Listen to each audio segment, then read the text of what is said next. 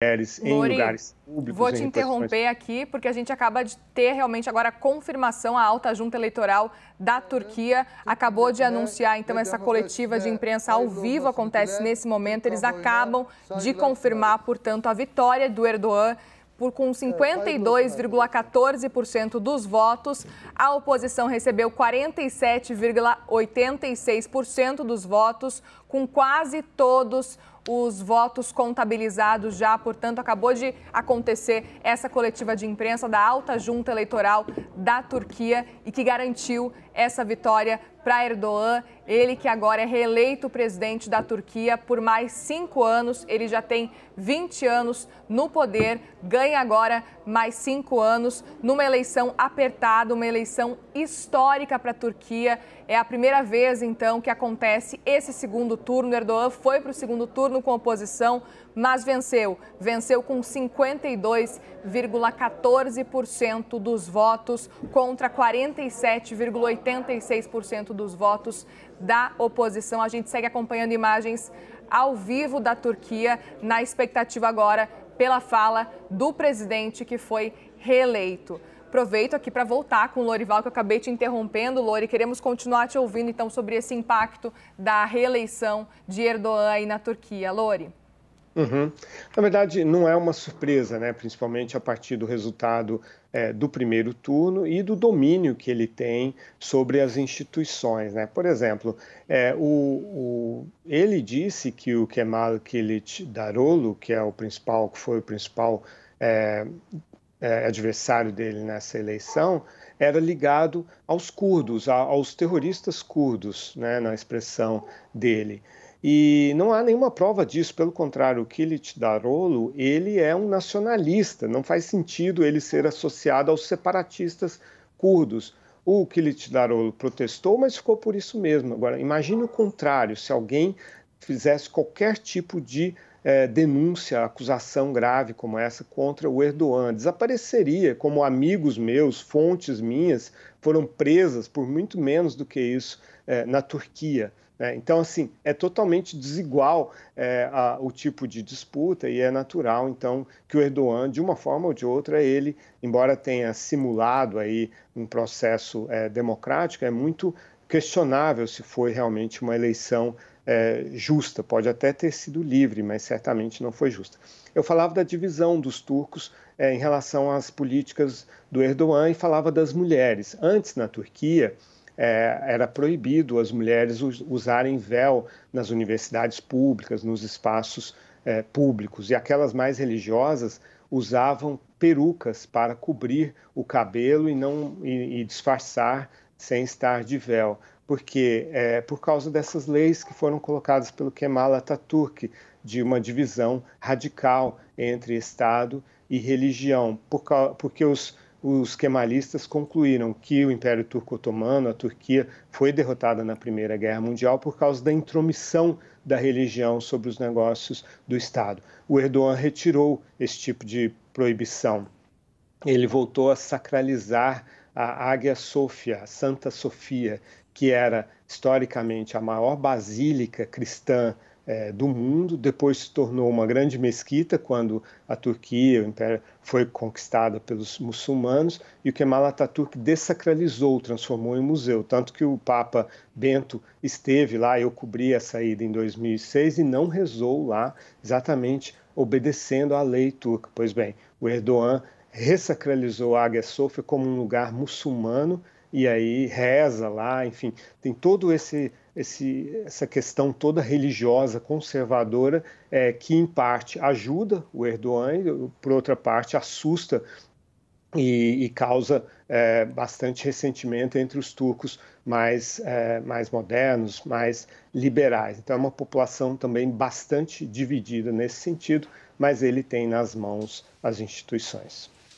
Agora, Américo, vamos falar sobre guerra na Ucrânia também, porque o presidente turco ele também quer promover a paz na Ucrânia, pelo menos ele diz que pretende fazer isso, mas ao mesmo tempo ele não está querendo impor sanções à Rússia. Não à toa, já recebeu, antes mesmo de sair o resultado oficial, uma ligação de Vladimir Putin parabenizando ele por essa eleição.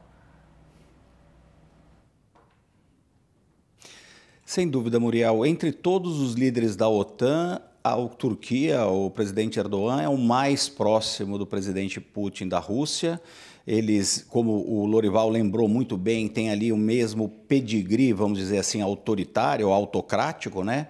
Tiveram trajetórias muito parecidas de mudar as instituições por dentro, as regras e simular essa democracia, essas eleições para continuar no poder. Os dois aí no poder, tempos similares, né? O Vladimir Putin também assumiu um pouco antes, inclusive, do Erdogan, o poder lá na Rússia, primeiro como primeiro-ministro, depois como presidente. E os dois têm uma proximidade muito grande, inclusive nesse ponto de vista ideológico, esse ponto de vista autocrático.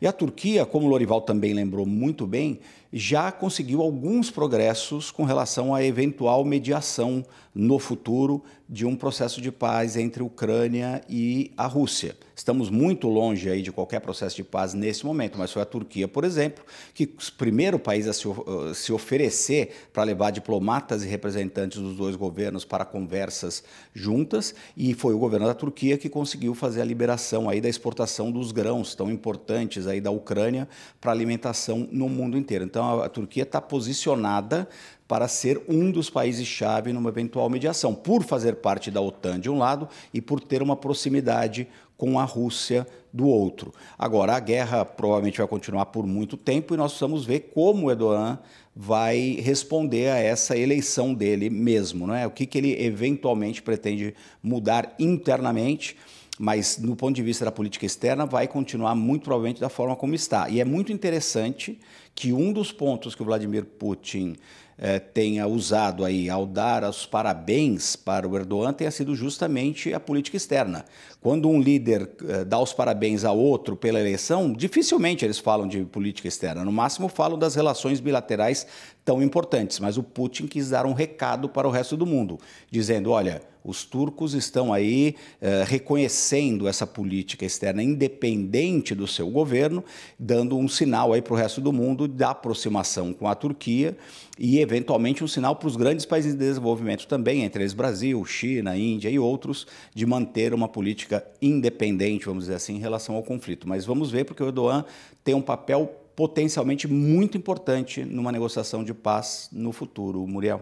Perfeito. Aproveito para mostrar para vocês que estão nos acompanhando aqui ao vivo na CNN Brasil que o presidente Lula acabou de se manifestar parabenizando Erdogan pela reeleição lá na Turquia. A gente separou até o tweet feito pelo presidente Lula agora. Ele escreveu o seguinte: cumprimento o Erdogan pela reeleição como presidente da Turquia. Desejo um bom mandato de muito trabalho para o melhor do povo turco e conte com a parceria do Brasil na cooperação global pela paz e no combate à pobreza e desenvolvimento do mundo. Lorival, quero te ouvir com relação a esse tweet do presidente Lula. É de praxe já, né? Um líder parabenizar o outro líder quando acontecem eleições, enfim, e é o que o presidente Lula está fazendo nesse momento, então, parabenizando Erdogan por essa reeleição.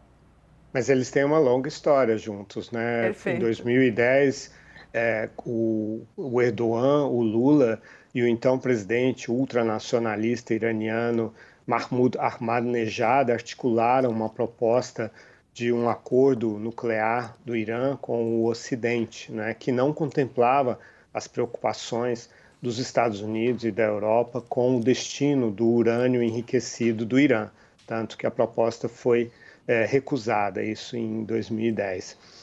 Voltando ainda à ambivalência do Erdogan, se por um lado ele hoje em dia é bastante próximo da Rússia e do Putin, por outro lado, os drones turcos Bayraktar foram essenciais, sobretudo no período inicial da resistência ucraniana contra a Rússia. Foram, em certa medida, responsáveis pelo fato de a Rússia não ter conseguido tomar Kiev. Houve outros aspectos também, mas naquele período em que a Ucrânia tinha muito pouco armamento da OTAN, foram os drones turcos Bayraktar que seguraram a barra ali para os ucranianos.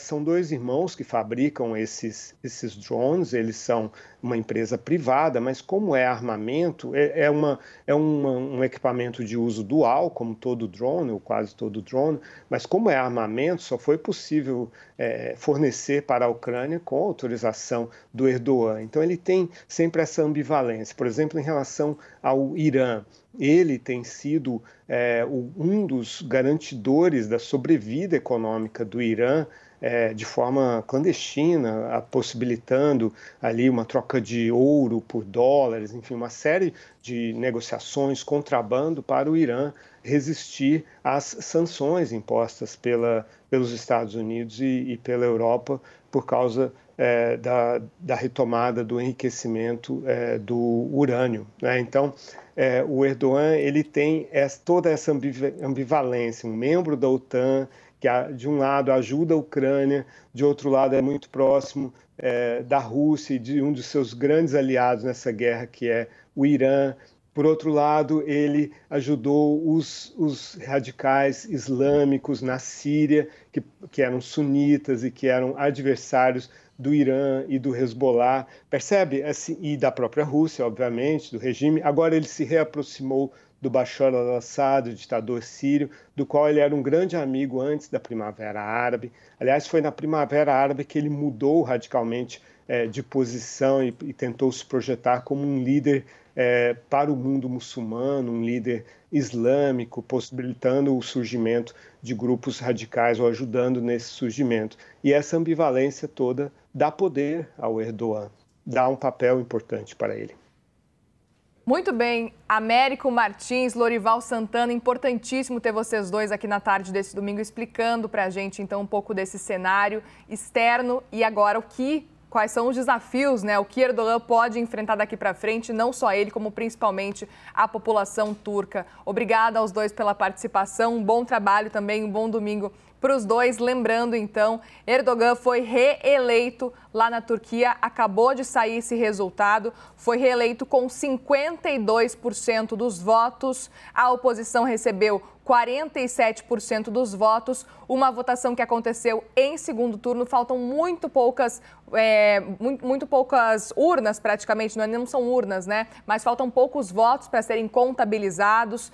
Lembrando, então, que Erdogan já está como presidente da Turquia há muitos anos, há 20 anos, e agora mais 5 anos é o que ele ganha da população turca, ganha mais 5 anos para seguir como o líder da nação. E a gente vê essas imagens que chegam ao vivo da população turca celebrando a vitória de Erdogan.